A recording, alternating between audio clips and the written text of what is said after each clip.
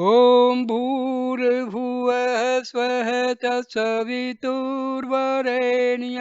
भर्गो देवस्य धीमहि धियो यो नः प्रचोदयात् ॐ शान्ति शान्ति शान्तिः अरुणाचला शिवा अरुणाचला शिवा अरुणाचला शिवा ॐ Arunachala Ram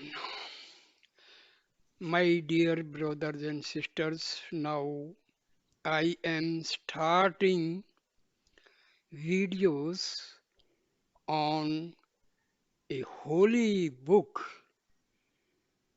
that is Talks with Sri Ramana Maharshi. It is most important book by the Ramanaswaram. It includes almost all the teachings of Maharshi Ramana.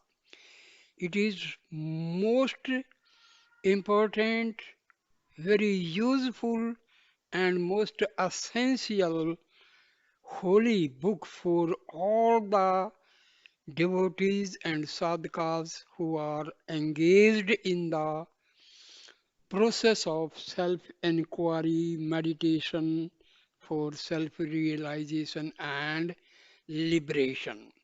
So, dear friends, I am starting the first video. Please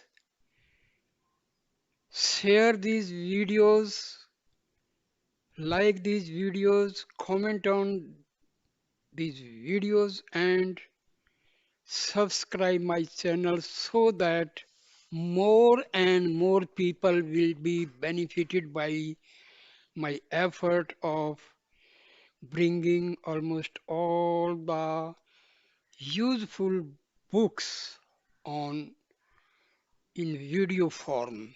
It becomes easy for the people who are working because they may not carry the books and all. So even they can see the videos in their iPhones and all, iPad, iPhone or laptop, wherever they are there. So I start the first video.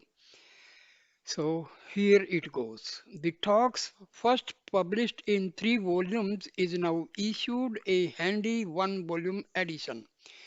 There is no doubt that the present edition will be received by aspirants all over the world with the same veneration and regard that the earlier edition elicited from them. This is not a book to be lightly read and laid aside. It is bound to prove to be an unfailing guide to increasing numbers of pilgrims to the light everlasting. We cannot be too grateful to Sri Munangla S. Venkatarmaya, now Swami Ramananda Saraswati, for the record that he kept of the talks covering a period of 4 years from 1935 to 1939. Those devotees who had the good fortune of seeing Bhagwan Ramana will, on reading these talks, become naturally reminiscent and recall with delight their own mental record of the words of Master. Despite the fact that the great sage of Arunachala taught for the most part through silence, he did instruct through speech also, and that too lucidly without baffling and beclouding the minds of his listeners. One would wish that every word that he uttered had been preserved for posterity. But we have to be thankful for what little of the utterances has been put on record. These talks will be found to throw light on the writings of the master, and probably it is best to study them along with the writings, translations of which are available. Sri Ramana's teachings were not given in journal. In fact, the sage had no use for lectures or discourses. His words were primarily addressed to the particular aspirant who felt some difficulty in his spiritual path and sought to have it resolved. But as the same difficulties arise in the quest after the self, and as the method of resolving them is the same. The Maharshi's replies to questions have the quality of universality. It is not all that can ask the right questions or frame them properly. The task of the Guru, therefore, is not simply to answer to the point as in an examination paper. He has often to get behind the words that constitute a question and correct the questioner even the matter of questioning. And when irrelevant and futile questions are asked, it is not his business to satisfy the idle curiosity of the questioner or confirm him in his delusions. Sri Ramana does not leave his interlocutor in the place where he was, as one of the devotees put it. All our questions are from our standpoint, and Sri Bhagwan's replies are from his standpoint. The questions are not only answered but are also undermined. Various are the attitudes with which one may approach a saint. Skeptics and agnostics, theists and atheists, seekers of miracles and hunters of psychic phenomena, all used to go to the Maharshi. Each would naturally put questions that came uppermost to his or her mind, and the nature of the questions would depend on the attitude and interest of the person concerned. The glory of the master lay in removing the attitudes and interests that were base and making the devotee long for realizing the supreme truth. Visitors to the ashramam often used to put questions to Sri Ramana about occult powers and psychic phenomena. Is it not good to acquire occult powers such as telepathy? Is not the power to make one's body invisible a mark of mature wisdom? Can one read others' minds? The master's reply to all such questions was that the occult and the miraculous are not the spiritual. The supernormal normal powers are more hindrances than the helps in the path to supreme spirituality. Some questioners were interested in matters relating to the dead. What happened to the dead? Can one see them? Here again, Sri Ramana taught that these problems were irrelevant and that no seeker after the truth should be concerned with them. An aristocratic and distinguished lady visitor once inquired, Maharaj ji, can we see the dead? The master replied, yes. The lady asked, can the yogis show them to us? The master, yes, they may be. But do not ask me to show them to you, for I cannot. The lady, do you see them? The master, yes, in dreams. Sri,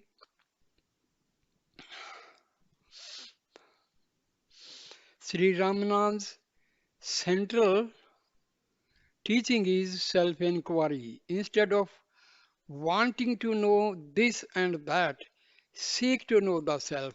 Ask, who am I? Instead of asking about 100 other things, self inquiry ought to be the easiest of all tasks. But it seems to be the most difficult because we have become strangers to ourselves. What one has to do is simple to abide as the self. This is the ultimate truth. This is one's eternal, natural, inherent state. One account of ignorance we identify ourselves with the not I. The most subtle of all these identification is with the ego. Let us search for the root of the ego.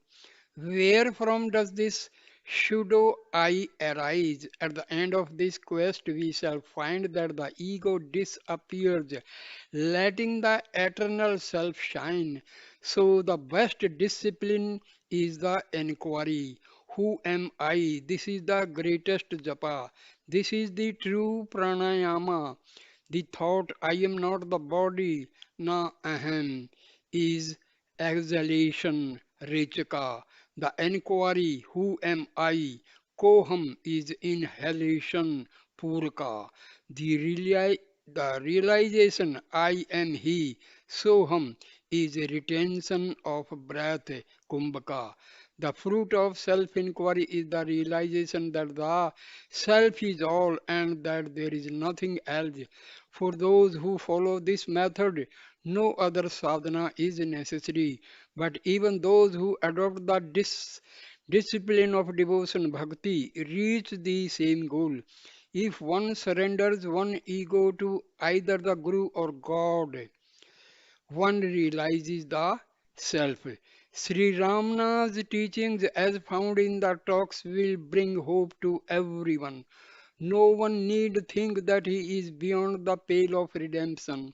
An old American visitor once asked the master, Maharshi, do you think we are bad boys? The master's characteristic reply was, do not tell me so, but you need not think you are bad boys. Anything that is bad in us will surely be removed. And if only we listen to the Maharshi's wise words that are recorded in the present book, and maybe read it with a view to preparing ourselves for understanding the Master's higher teachings, which was thought silence,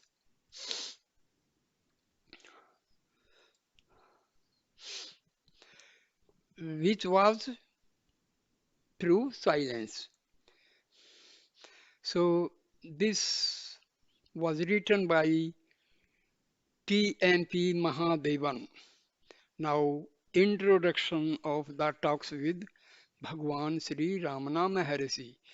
These talks cover a period of 4 years, 1935 to 1939, and were all recorded by Sri Munangala S. Venkataramaya, now Swami Ramananda Saraswati, a very old disciple of Sri Ramana Maharshi.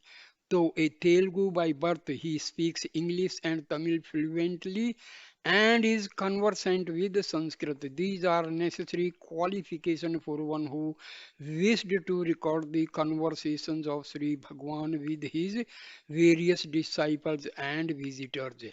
The 4 years that are covered here were the days when the ashramam reached the summit of its glory. Maharshi's health was on the whole good, and the hall where he sat was open day and night to the welcome one and all. Visitors flocked there from every corner of the world.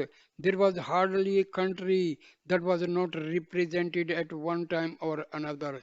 The war naturally interfered with with this influx, though the number of Indian visitors steadily increased as time went on. But it was these conversations, many with Westerners, that were especially interesting. The modern tendency towards materialism and irreligion on which the West often prides itself met its match here. Sri Bhagwan glowed like the sun, and even those who did not understand him or agree with his words were fascinated and could not help but he elevated but be well elevated by his presence. Though Sri Venkataramaya was fully qualified for the work, to follow Sri Bhagwan was no easy task when he once started to talk. He had such a command of his subject that he was never at a loss for a word in whichever language he might happen to be speaking. So few notes could be taken, the listeners being too busy trying not to lose a word of what was being said, added to which it was not always easy to understand.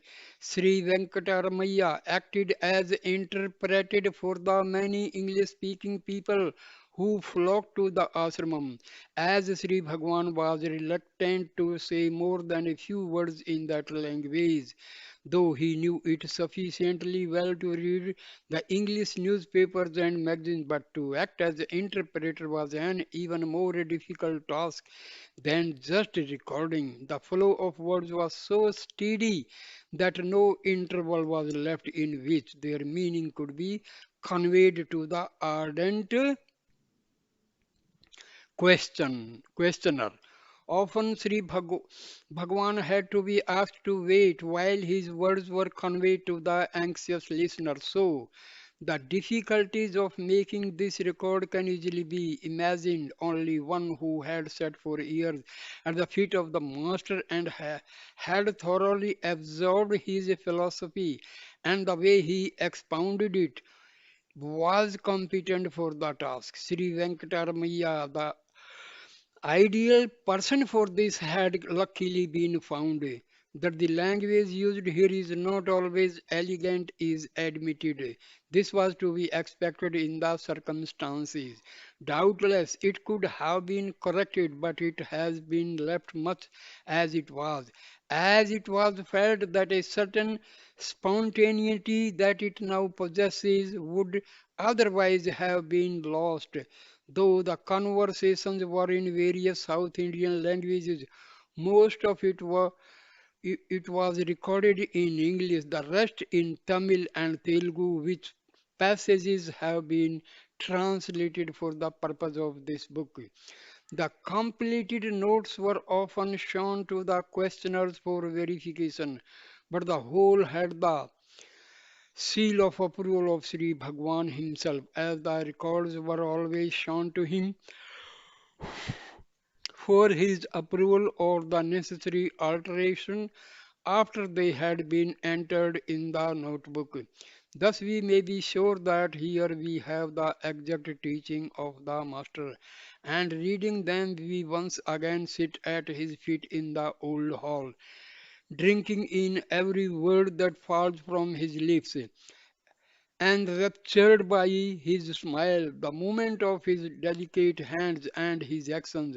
For, for he was a true artist, often acting the part of the story he was telling, the better to drive home his point. Some may be inclined to criticize this book as monotonous, but this posed monotony is deliberate, for some new point is always brought out, however similar the talk may seem. Sri Bhagwan always stressed the one essential truth that was necessary for liberation, that there is only one self and nothing but the self. Know that, and everything else is known. This cannot be repeated too often. Doubtless, an intellectual grasp of this fact sets one on the path, but the path once started, mental knowledge must then become actual experience. To know a thing absolutely, not just superficially, one must be that thing. Otherwise, knowledge is incomplete. As I pointed out, we are always nothing but the self. But associating ourselves with the ignorance of limitation, with an ego, we forget the seer and identify ourselves with the seen. But what can we do about it? The habit is so long standing, birth after birth has been imagined, and century after century has been fabricated by the mind. It has thus involved itself more and more in ignorance, that it now finds itself disinclined and even if willing, almost unable to disentangle itself from the thralls of the play world it has created. You are the self, he tells us, nothing but the self. Anything else is just imagination. So be the self here and now. There is no need to run off to a forest or shut oneself in a room. Carry on with your essential activities, but free. yourself from association with the doer of them. Self is the witness you are that. Example after example is given in these talks in language to suit all tastes and mentalities. The reading of the book automatically drives one inward to the source. It is itself a sufficient sadhana. Do not delude yourself, you are already that. There is nothing more to be obtained, only false association to be shed.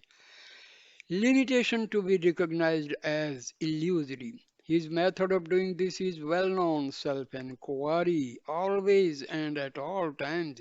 Seek for the source of the ego, the apparent actor, and on the attainment of that goal, he tells us the ego will drop away of its own accord, and nothing will be left but the all blissful self.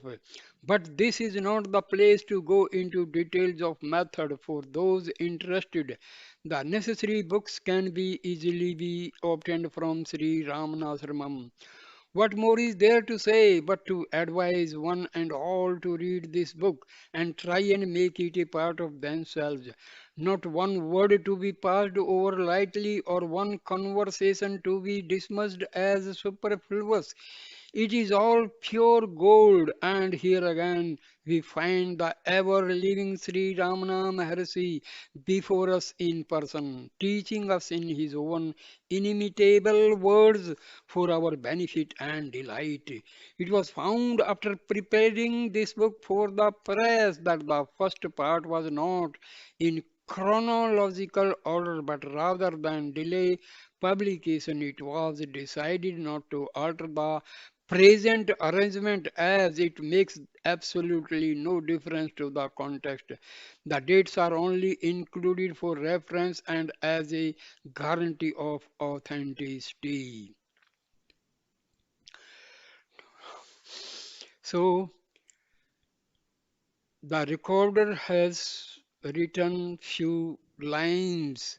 In a very critical and distressing period of his life, an humble devotee sought the presence of Bhagwan Sri Ramana Maharshi for his own peace of mind and lived in the ashramam with the kind permission of the Sarva Adhikari Sri Niranjanananda Swami. The seeker took it upon himself to note down as occasions arose the sweet, refreshing, and enlightening words of the Master. This self imposed task was undertaken for the purification of his own mind and better understanding of the subtle and profound words of Sri Bhagwan. Shortly after, the Sarvadhikari officially took them over to the ashram. These notes covering the period 1935 to 1939 are included in the present volumes with the hope that some readers may find them interesting and helpful in their spiritual quest.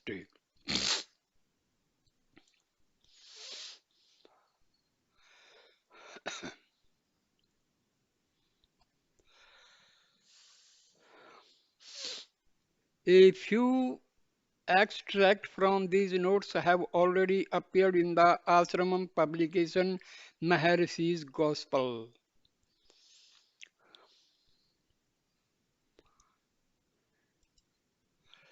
So now the actual talks starts from here. Talks with Sri Ramana Maharshi, Talks with Sri Ramana Maharshi, Volume 1, 15th May 1935, Talk number 1. A wandering monk sannyasi was trying to clear his doubt how to realize that all the world is God. Maharshi replied, if you make your outlook that of wisdom, you will find the world to be God. Without knowing the Supreme Spirit, Brahma, how will you find His all pervasiveness? Talk number 2. Someone inquired about the nature of perception. Maharshi replied, whatever state one is in, The perceptions partake of that state. The explanation is that in the waking state, Jagrat, the gross body perceives gross names and forms. In Swapna, the dream state, the mental body perceives the mental creations in their manifold forms and names. In the Susupti, deep dreamless sleep, the identification with the body being lost, there are no perceptions. Similarly, in the transcendental state, identity with Brahma places the man in harmony with everything, and there is nothing apart from his self. Talk number three. A question was asked as to the nature of happiness. Maharshi replied, if a man thinks that his happiness is due to external causes and his possessions, it is reasonable to conclude that his happiness must increase with the increase of possessions and diminish in proportion to their diminution. Therefore, if he is devoid of possessions, his happiness should be nil. What is the real experience of man? Does it conform to this view? In deep sleep, the man is devoid of possessions, including his own body. Instead of being unhappy, he is quite happy. Everyone desires to sleep soundly. The conclusion is that happiness is inherent in man and is not due to external causes. One must realize his self in order to open the store of unalloyed happiness. Talk number four. Maharshi was asked by an educated young man, how do you say that the heart is on the right, whereas the biologists have found it to be on the left? The man asked for authority. Maharshi replies, quite so. The physical organ is on the left, that is not denied, but the heart of which I speak is non physical and is only on the right side. It is my experience. No authority is required by me. Still, you can find confirmation in a Malayalam Ayurvedic book and in Sita Upanishad.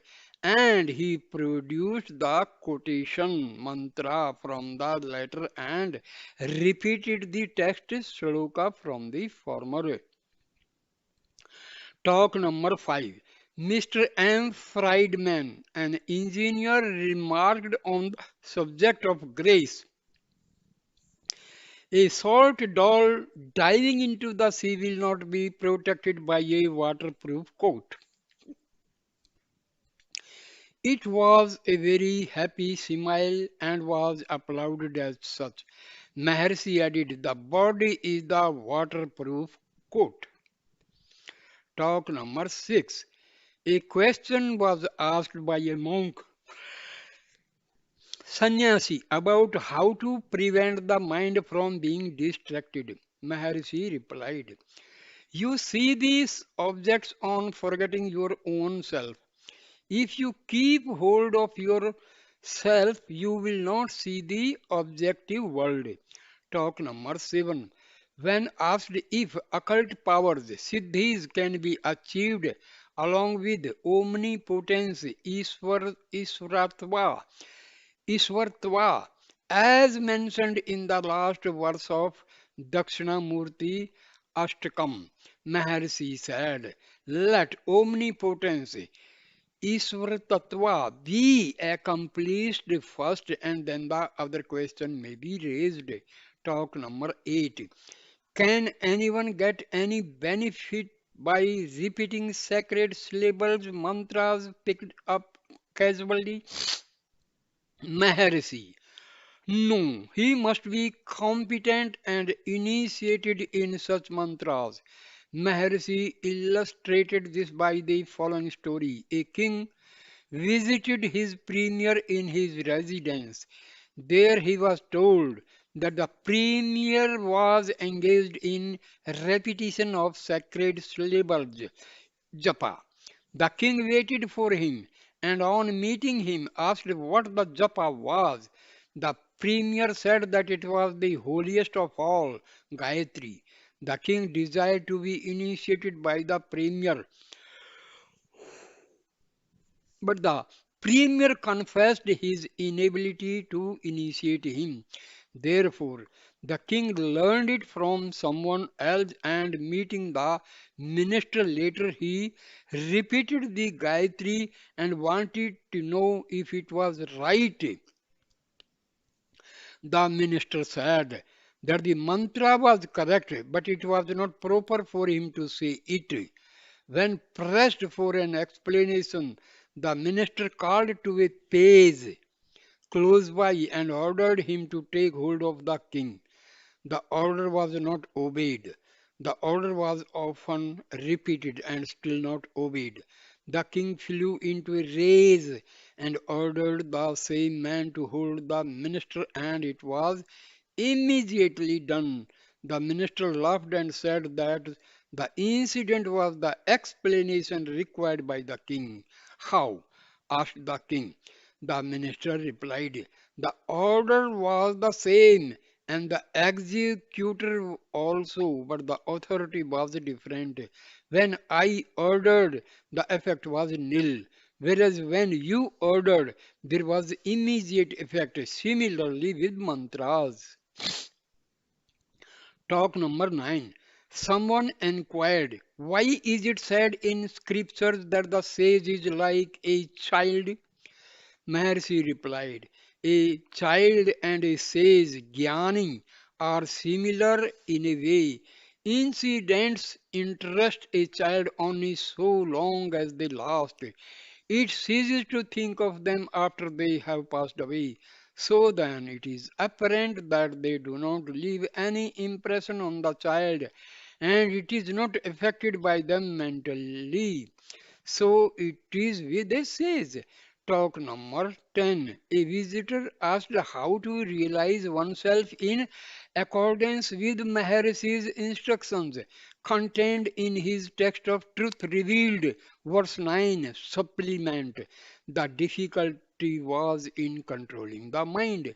Maharshi replied, it is to be.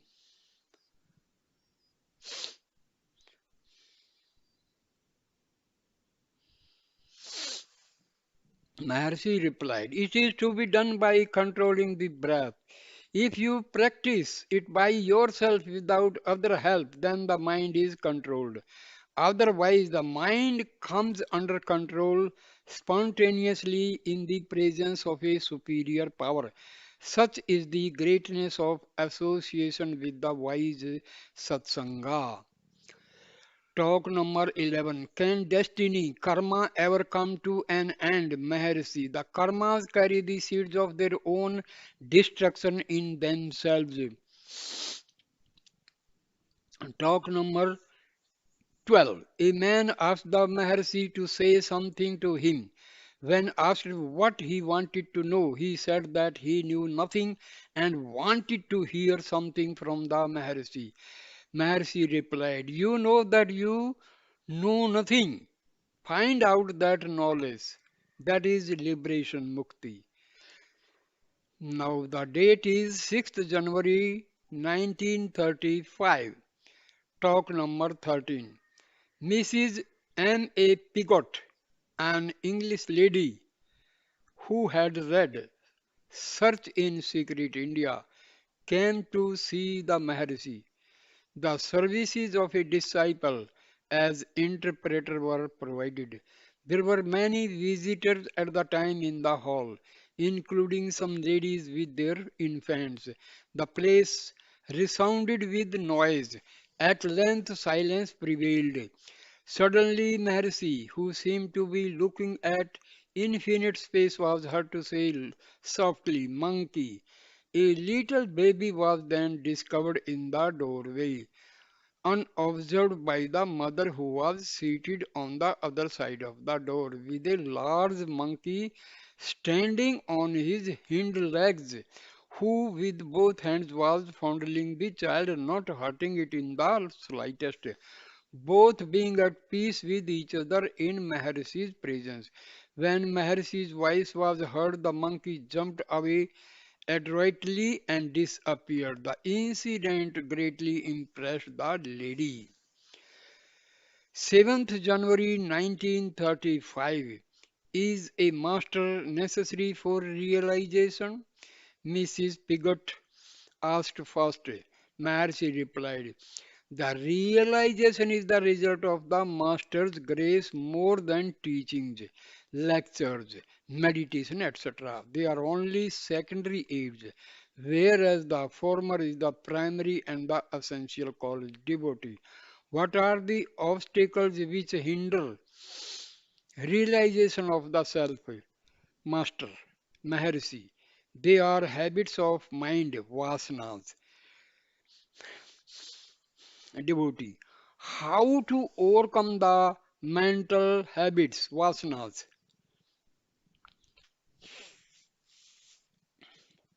Maharshi replied, by realizing the self. Devotee is asking, what is a vicious circle? Maharshi replied, it is the ego which raises such difficulties, creating obstacles and then suffers from the perplexity of apparent paradoxes. Find out who makes the enquiries and the self will be found. A devotee asked, what are the aids for realization, Maharshi? The teachings of the scriptures and of realized soul. Devotee. Can such teachings be discussions, lectures, and meditations? Maharshi replied, yes, all these are only secondary aids, whereas the essential is the Master's grace. Devotee. How long will it take for one to get that? Maharshi. Why do you desire to know? Devotee. To give me hope. Maharshi, even such a desire is an obstacle. The self is ever there. There is nothing without it. Be the self, and the desires and the doubts will disappear. Such self is the witness in sleep, dream, and waking states of existence. These states belong to the ego. The self transcends even the ego. Did you not exist in sleep? Did you did you know then that you were asleep or unaware of the world? Is it only in the waking state that you describe the experience of sleep as being unawareness? Therefore, the consciousness when asleep is the same as that when awake. If you know what this waking consciousness is, you will know the consciousness which witnesses all the three states. Such consciousness could be found by seeking the consciousness as it was in sleep. Devotee, in that case, I fall asleep. Mercy, no harm. Devotee, it is a blank. Maharshi, for whom is the blank? Find out. You cannot deny yourself at any time. The self is ever there and continues in all states. Devotee, should I remain as if in sleep and be watchful at the same time? Maharshi, yes. Watchfulness is the waking state. Therefore, the state will not be one of sleep, but sleepless sleep. If you go the way of your thoughts, you will be carried away by them and you will find yourself in an endless maze. Devotee. So, then I must go back tracing the source of thoughts. Maharshi, quite so. In that way, the thoughts will disappear and the self alone will remain. In fact, there is no inside or outside for the self. They are also projections of the ego. The self is pure and absolute. Devotee. It is understood Intellectually only. Is not intellect a help for realization? Maharshi, yes, up to a certain stage. Even so, realize that the self transcends the intellect. The latter must itself vanish to reach the self. Devotee, does my realization help others? Maharshi, yes, certainly. It is the best help possible, but there are no others to be helped. For a realized being sees the self just like a goldsmith estimating the gold in various jewels. When you identify yourself with the body, then only the forms and shapes are there. But when you transcend your body, the others disappear along with your body consciousness. Devotee, is it so with plants, trees, etc.? Maharshi, do they exist at all apart from the self? Find it out. You should you think that you see them. The thought is projected out from yourself. Find out where from it rises. Thoughts will cease to rise and the self alone will remain. I understand theoretically, but they are still there. Maharshi. Yes, it is like a cinema show. There is the light on the screen and the shadows flitting across impress the audience as the enactment of some piece. Similarly, also will it be. If in the same play an audience also is shown, the seer, the scene will then only be the screen. Apply it to yourself. You are the screen. The self has created the ego. The ego has its accretions of thoughts which are displayed displayed as the world, the trees, plants, etc., of which you are asking. In reality, all these are nothing but the self. If you see the self, the same will be found to be all, everywhere and always. Nothing but the self exists. Devotee, yes, I still understand only theoretically. Yes, the answers are simple and beautiful and convincing. Maharshi, even the thought I do not realize is a hindrance. In fact, the self alone is. Talks with Maharshi Ramana, 8th January 1935, talk number 14.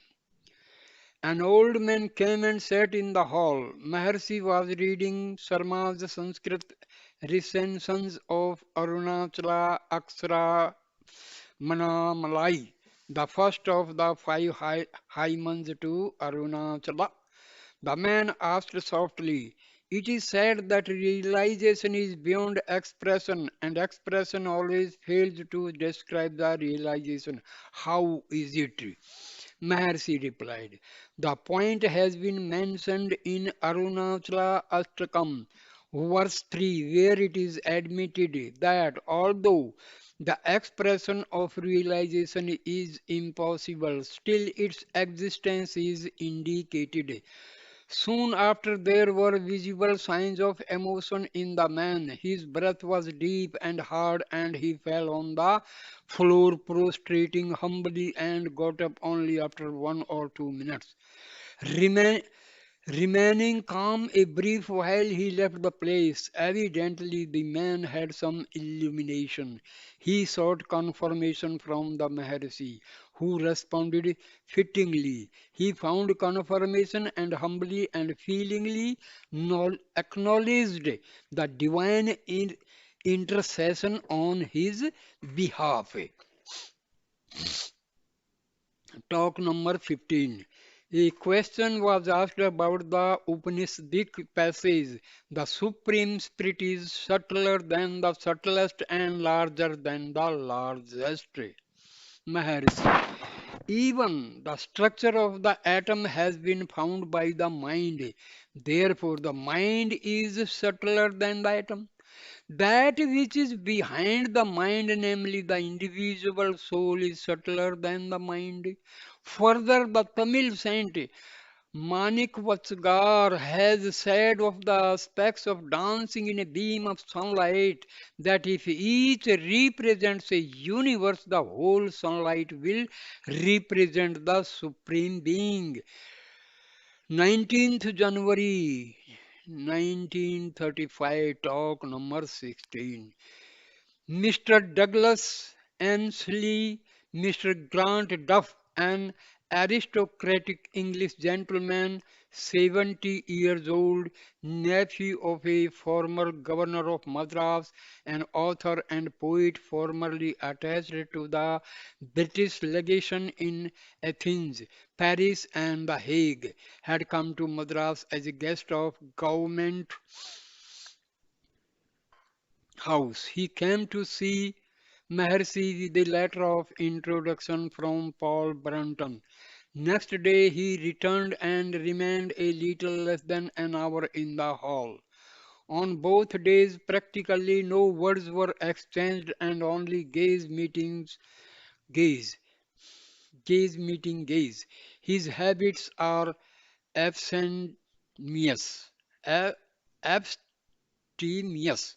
He remains without food of any kind till 1 p.m. and then lunches. He is said to have coffee and biscuits in the evening and retires without any further food. He has been a bachelor all along, walks a few miles a day on an empty stomach, speaks little and is very graceful in his movements. His voice is low and soft, and his words appear to come from the heart. He has friends among whom might be counted the late Sir John Woodroffe, Sir Sarvepalli Radhakrishnan, and Professor Thomas, Sanskrit professor in Oxford University. He expressed a desire to hear the Vedas.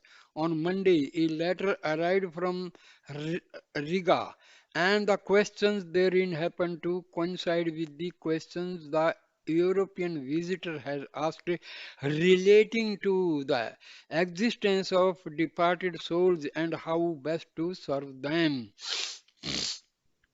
The reply sent to Riga was read out to him. Tamil songs from Maharshi's Truth Revealed and the Vedas were repeated in his presence. He considered the recitations magnificent. He came the next afternoon and to the wonder of others had an experience on the previous night which he repeated to Maharshi. It was that he had seen something like an electric light within himself in the heart center on the right side. And he added further that he had seen the sun shining within. Maharshi smiled a little and then had a translation of Atma Vidya, self knowledge, read out to him, wherein there is the cryptic saying that realization consists in reaching the Atma, self, which is the expanse of consciousness, Chidvayam, as distinguished from the mind, which is the expansion of Chitvayaman. This explanation appealed to him. Speaking of him later, Maharshi remarked, just think of an old man of 70 not choosing to live peacefully in his own house on the income he had earned. How intense has been his earnestness that he has left his native land, dared a sea voyage of 6,000 miles, and faced the hardships of long railway journey in a foreign land, ignorant of the language, undergoing the vicissitudes of a lonely life, submitting to the inclemency of a hot climate, in surroundings uncongenial and unaccustomed to him. He could have been happy in his own house. It is his longing for internal peace that has brought him here. Quiet, so, the intensity of his Earnestness is revealed by his illuminating experiences here within 4 days of his arrival, people say. With regard to the question concerning departed souls, so long as a man identifies himself with his gross body, the thought materialized as gross manifestations must be real to him, because his body is imagined to have originated from another physical being. The other exists as truly as his own body. Having existed here once, it certainly survives death because the offspring is still here and feels he has been born of the other. Under these circumstances, the other world is true and the departed souls are the benefited by prayers offered for them. On the other hand, considered in a different way, the one reality is the self from whom has sprung the ego, which contains within itself the seeds of predispositions acquired in previous births. The self illumined the ego, the predispositions, and also the gross senses, whereupon the predispositions appear to the senses to have materialized as the universe and become perceptible to the ego, the reflection of the self. The ego identifies itself with the body and so loses sight of the self, and the result of this inward tense inadvertence is dark ignorance and the misery of the present life. The fact of the ego rising from the self and forgetting it is birth. So it may be said that the birth of the individual has killed the mother. The present desire to regain one's mother is in reality the desire to regain the self, which is the same as realizing one's self or the death of the ego. This is surrender unto the mother, so she may live eternally. Maharshi then read out from the Tamil version of Yoga Vasishtha the story of Tapasi, who had two sons, Punya and Papa. After the death of the parents, the younger one mourns the loss mourned the loss, and elder brother consoled him as follows: Why do you mourn the loss of our parents? I shall tell you where they are. They are only within ourselves and are ourselves. For the life current has passed through innumerable incarnations, births and deaths, pleasures and pains, etc., just as the water current in a river flows over rocks, pits, sands, elevations, and depressions on its way, but still the current is unaffected. Again, the pleasures and pains, births and deaths are like undulations on the surface of seeming water in the mirages of ego. The only reality is the self from where the ego appears and runs through thoughts which manifest themselves as the universe and in which the mothers and fathers, friends, and relatives appear and disappear. They are nothing but manifestations of the self, so that one's parents are not outside the self. So there is no reason to mourn. Learn it, realize it, and be happy. 24th January 1935, talk number 17. Mr. W. Y. Evans Vance, an English research scholar of Oxford University, brought a letter of introduction from Mr. Brunton and arrived on a visit. He was tired after his journey and required rest. He is quite accustomed to Indian ways of living, having visited this country several times. He has learned the Tibetan language and helped in the translation of the Book of the Dead and the life of Milarepa, the greatest of Tibetan yogis, and a third book on the Tibetan secret doctrines. In the afternoon, he began to ask a few questions they related to yoga. He wanted to know if it was right to kill animals such as tigers, deer, etc., and use the skin for yoga postures. Asana. The mind is the tiger or the deer. Devotee. If everything be illusion, then one can take lies. Mercy. To whom is illusion? Find that out. In fact, everyone is a killer of the self. Atma Han. Every moment of his life. Devotee, which posture asana is the best? Maharshi, any asana, possibly Sukhasana. Each posture or the half Buddha position, but that is immaterial for jnana, the path of knowledge. Devotee, does posture indicate the temperament? Maharshi, yes. What are the properties and effects of the tiger's skin, wool or deer skin, etc.? Maharshi, some have found them out and related them in yoga books. They corresponded to conductors and non-conductors of magnetism, etc. But it is all immaterial for the path of knowledge, Gyan Marga. Posture really means location and steadfastness in the self. It is internal. The others refer to external positions.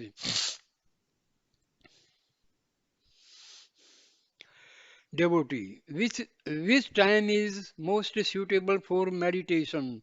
Maharshi, what is time? Devotee, tell me what it is.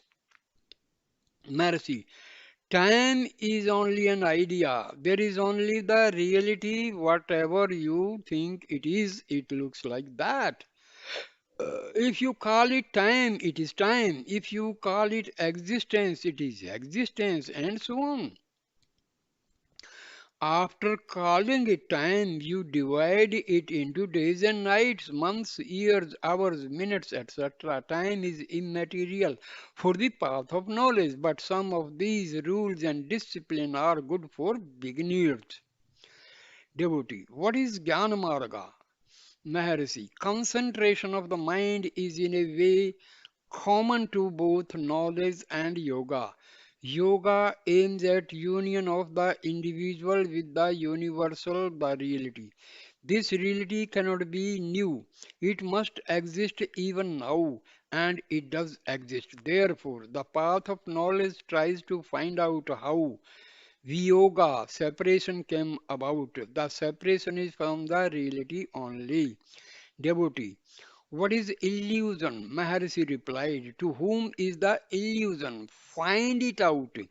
Then illusion will vanish. Generally, people want to know about illusion and do not examine to whom it is. It is foolish.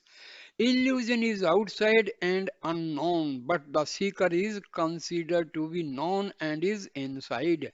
Find out what is immediate, intimate, instead of trying to find out what is distant and unknown. Devotee, does Maharshi advise any physical posture for the Europeans? Maharshi, it may be advisable. However, it must be clearly understood that meditation is not prohibited in the absence of asanas or prescribed times or any accessories of the kind. Devotee, does Maharshi have any particular method to impart to the Europeans in particular? Maharshi, it is according to the mental equipment of the individual. There is indeed no hard and fast rule. Mr. Evans Vance began to ask questions mostly relating to yoga preliminaries, for all of which Maharshi replied that they are aids to yoga, which is itself an aid to self-realization, the goal of all. Devotee, is work an obstruction to self-realization, Maharshi? No, for a realized being, the self alone is the reality, and actions are only phenomenal, not affecting the self. Even when he acts, he has no sense of being an agent. His actions are only involuntary, and he remains a witness to them without any attachment. There is no aim for this action. Even one who is still practicing uh, even one who is still practicing the path of wisdom, jnana, can practice while engaged in work. It may be difficult in the earlier stages for a beginner, but after some practice, it will soon be effective and the work will not be found a hindrance to meditation. Devotee. What is the practice? Maharshi, constant search for I, the source of the ego. Find out who am I? The pure I is the reality, the absolute existence, consciousness, bliss. When that is forgotten, all miseries crop up. When that is held fast, the miseries do not affect the person. Is not devotee, is not brahmacharya celibacy necessary for. Huh? Okay, thank you. Devotee, is not brahmacharya celibacy necessary for realization of the self? Maharshi, brahmacharya is living in Brahma. It has no connection with celibacy as commonly understood. A real brahmachari, that is one who lives in Brahma, finds bliss in the Brahma, which is the same as the self. Why then should you look for another source of happiness? In fact, the emergence from the self has been the cause of all the misery. Devotee, celibacy is a sign qua non for yoga. Maharshi, so it is. Celibacy is certainly an aid to realization among so many other aids. Devotee, is it then not indispensable? Can a married man realize the self? Maharshi, certainly. It is a matter of fitness of mind. Married or unmarried, a man can realize the self because that is here and now. If it were not so, but attainable by some efforts at some other time, and if it were new and something to be acquired, it would not be worthy of pursuit, because what is not natural cannot be permanent either. But what I say is the self is here and now and alone. Devotee, God being immanent in all, one should not take life of any kind. Is society right in taking the life of a murderer? Can the states do so either? The Christian countries begin to think that it is wrong to do so. Maharshi, what is it that prompted the murderer to commit the crime? The same power awards him the punishment. Society or the state is only a tool in the hands of the power. You speak of one life taken away, but what about innumerable lives lost in a war?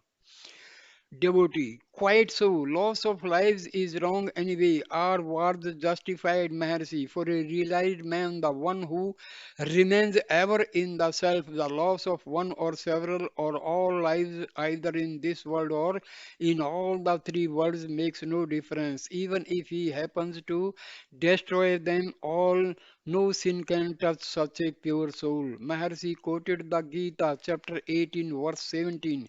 He who is free from the notion of ego, whose intellect is unattached, though he annihilates all the worlds, he slayeth not, nor is he bound by the results of his actions. Devotee, do not one's actions affect the person in after birth? Maharshi, are you born now? Why do you think of other births? The fact is that there is neither birth nor death. Let him who is born think of death and palliatives therefore. Devotee, How long did it take Maharshi to realize the self? Maharshi, this question is asked because the name and form are perceived. These are the perceptions consequent on the identification of the ego with the gross body.